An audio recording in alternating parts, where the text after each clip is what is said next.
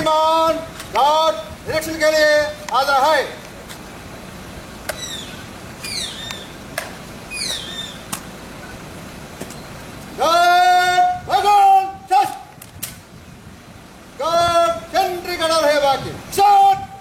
ఇంతకుముందు డిఐజీ విశాఖపట్నంగా అందరికీ ఆఫీసర్లందరికీ బాగా పరిచయం ఉంటుంది. So sir will be observing today's crime meeting.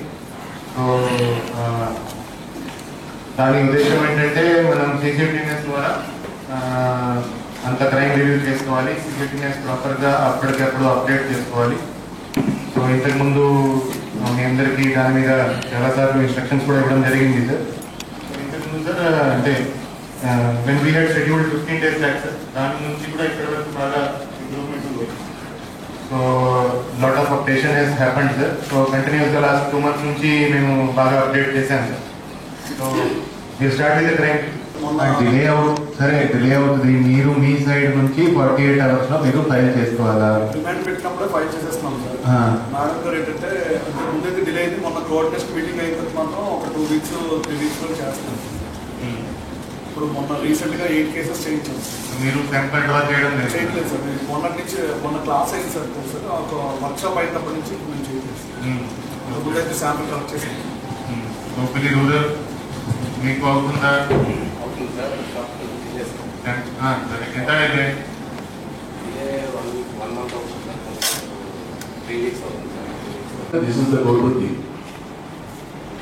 దీన్ని మరి మీరు ప్రాపర్గా అప్లోడ్ చేసి డీటెయిల్స్ అన్ని దీంట్లో ఇది చేసుకుంటేనే మీ తర్వాత ఇంకో ఎస్ఐ వస్తారు. ఏ ఎస్ఐ వచ్చినా కూడా దాన్ని కన్సర్న్ ఇది చూడాలంటే మీరు ఆల్రెడీ చేసిపోయిన వరకే బేసిస్.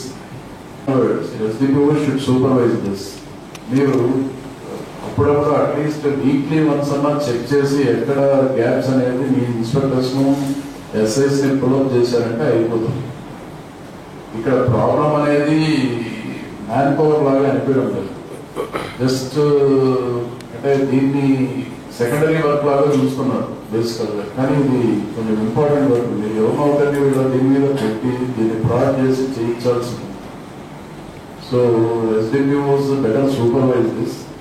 సో కమింగ్ డేస్లో మీరు అట్లీస్ట్ వీక్లీ వన్స్ సూపర్వైజ్ చేసిన ఇన్స్పెక్టర్స్ని ఎస్ఐస్ని. I think next 2-3 months we can fill the gaps. So please do it.